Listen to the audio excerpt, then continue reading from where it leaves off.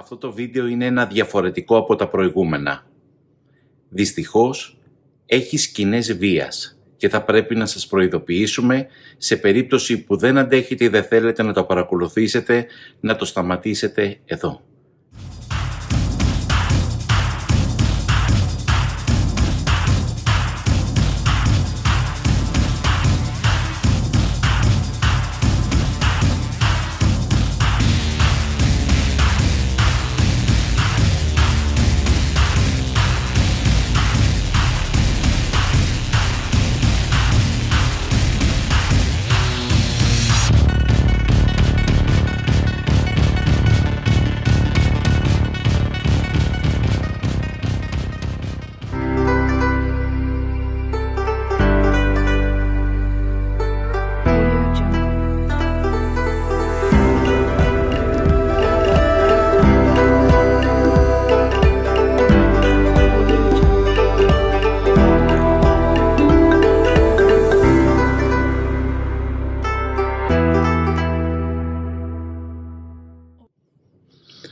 Κυρίες και κύριοι, καλώς ορίσατε και αυτή τη φορά στην παρέα μας. Σήμερα το θέμα που έχουμε να αντιμετωπίσουμε έχει να κάνει με τη λέξη φανατισμός. Στην Ινδονησία αλλά και σχεδόν σε όλα μέρη του κόσμου, γιατί δεν έχουμε εμείς μόνο την πολυτέλεια να ζούμε σημάδια φανατισμού, σκηνές φανατισμού, να ζούμε και να βλέπουμε εικόνες φανατισμού, αλλά σε ολόκληρο τον κόσμο στις μέρες μας είναι διαδεδομένη αυτή η αρρώστια. Γιατί μόνο ως αρρώστια μπορούμε να αντιμετωπίσουμε τον φανατισμό, την κακία και τον φθόνο από ορισμένους ανθρώπους που δεν μπορούν να δεχτούν τη διαφορετικότητα. Δεν μπορούν να δεχτούν ότι ο διπλανός τους μπορεί να πιστεύει ή να κάνει κάτι διαφορετικό από τις δικές σου τις συνήθειες. Και επειδή δεν μπορείς να το καταλάβεις, θεωρείς ότι η βία, η κακία, ο φθόνος μπορεί να είναι η απάντηση σε αυτούς τους ανθρώπους. Και εκεί ξεκινάει το πρόβλημα. Όποια και αν είναι η εικόνα του φανατισμού σήμερα στον κόσμο, η ουσία είναι μία. Ότι έχεις να αντιμετωπίσεις την κακία και τη μυσαλλοδοξία. Στην Ινδονησία, το τελευταίο διάστημα, η εικόνα του φανατισμού έχει να κάνει με την κακία του δυνατού προς τον αδύνατο. Και στη συγκεκριμένη περίπτωση είναι η μουσουλμανική κοινότητα προς τη χριστιανική.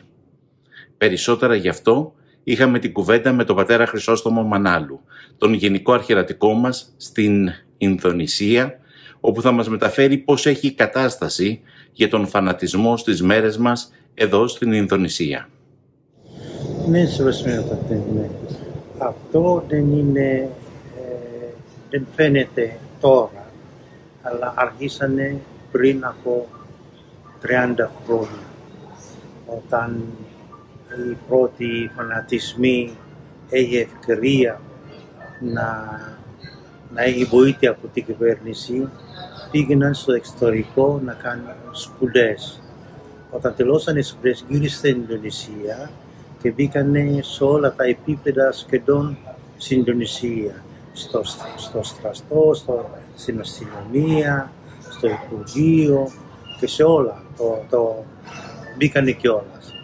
Και τώρα επειδή το κρατάνε όλα τα τμήματα της Ινδονησίας, αρχίσουν να μετατρέψουν την πολιτική μας και να γίνουν, το κιλάφα λέγεται, να γίνουν όπως στη Συρία. Ναι, να αλλάξουν το δικό μας, το γυναίκα, δηλαδή έχουμε το σύμβολο αϊτρό και να το αλλάξουν αυτό με το μουσουλμανικό όλα τα σύμβολα.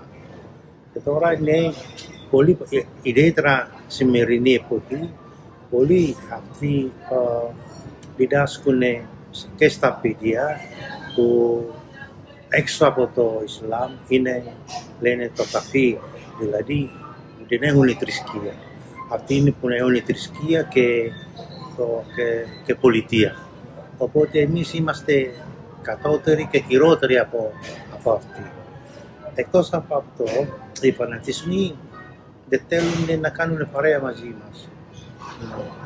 Δημιουργήσανε η δική τους κοινωνία. Δηλαδή οι γυναίκες φοράνε όλα τα ρούχα με τα μάτια κουκουλωμένοι και τα παπούτσια όλα είναι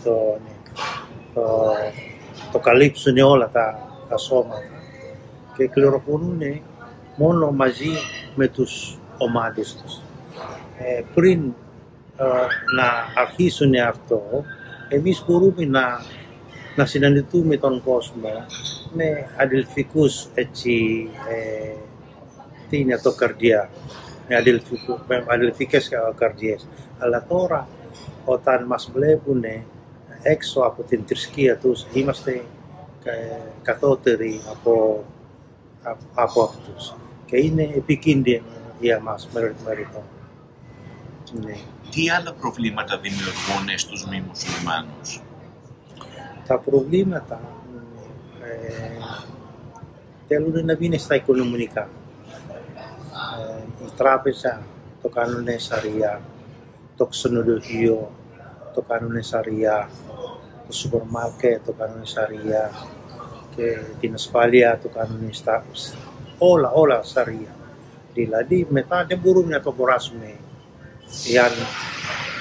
εάν δεν τα μετατρέψουμε τη θρησκεία. Επειδή το κάνουν σαρία όλα, σαρία, με τη δική τους. Ναι, στην τράπεζα, παραδείγματος χάρη, δεν έτσι δίνουν τα χρήματα στην τράπεζα, αλλά πρέπει να είναι τράπεζα σαρία.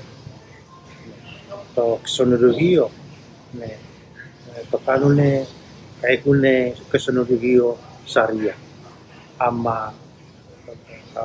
Άμα συνεχίζει αυτό, δεν μπορούμε να κάνουμε business εδώ στην Ινδονησία. Επειδή το κάνουν αυτοί μόνος με το σαρία. Τώρα, στην περιοχή μας κοντά, στον Τανοτόβα, Λεκτόβα, το κάνουν επειδή έχει έτσι, τι είναι αυτό, σαν το Βαλί, το κάνουν tourist halal. Δηλαδή πρέπει να δημιουργήσουμε για αυτούς, για να ανοίξουμε σαν το Βαλί.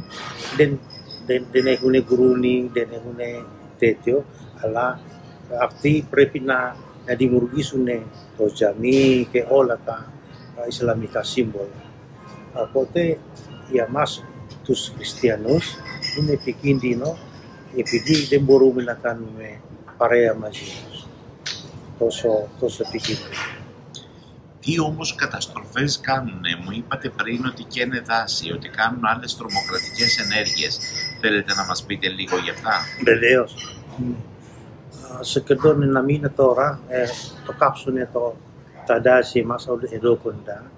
Δεν το κάνουν έτσι οι άνθρωποι που έχουν τα δάση εκεί, αλλά τρομοκράτες αυτοί που να δημιουργήσουν προβλήματα στην Ινδονησία, επειδή έχουμε καινούριο εκλεκτός πρόεδρος, για να μην το κάνει αυτό ο πρόεδρος, το κάνουν αυθαρίες στην Ινδονησία.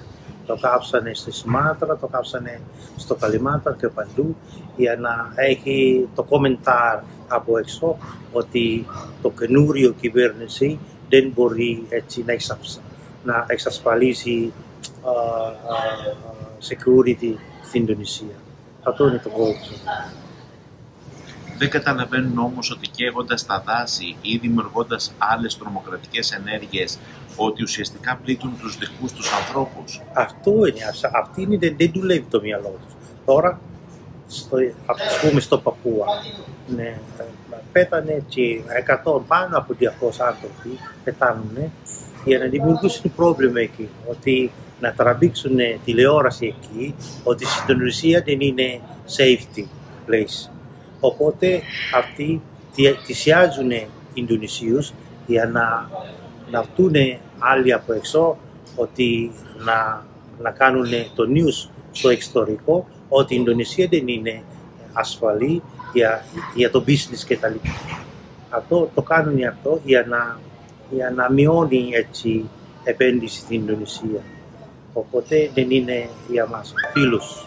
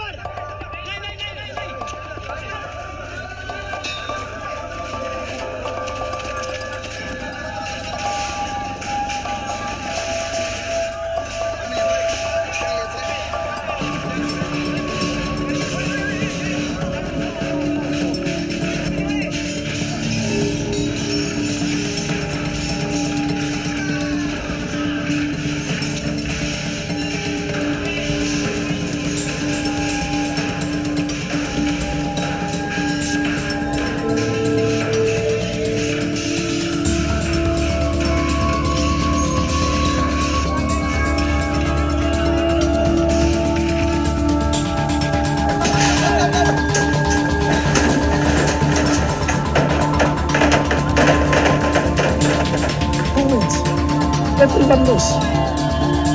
Everyone knows. No one knows.